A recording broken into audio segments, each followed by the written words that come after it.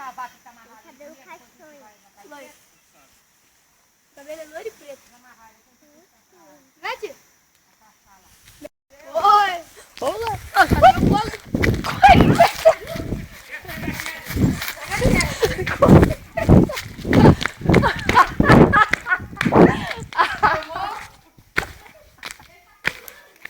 Eu tava filmando.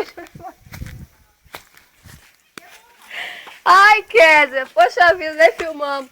Na hora que eu tava filmando a melhor parte, a peste do bicho veio pro meu lado. Tá vendo? Sei lá. Tá...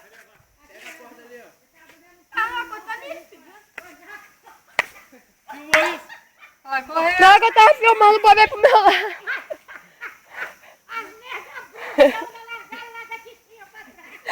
Ela que tá no café. Eu ainda tive que voltar pra pegar a Keké. Vou te cortar, viu? Já tava no meio do caminho, lembrei dela. Tive que voltar. Vamos buscar a chinchuda lá. A boi tava com a corda no pescoço. Saiu a corda. Não saiu, não.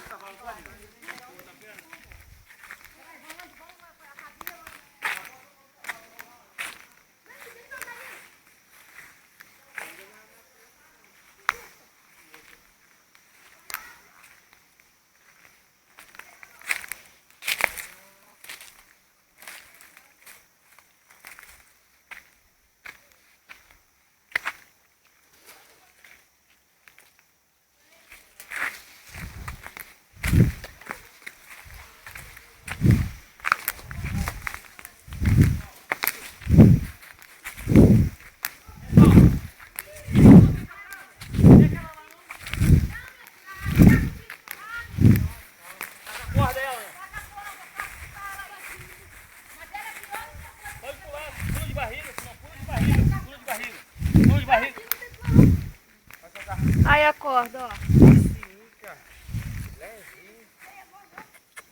Pega essa corda, Ed.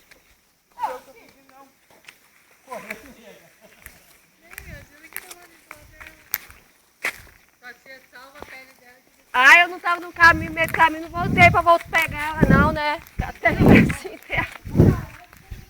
lembrei dela, pô, tava na metade do caminho.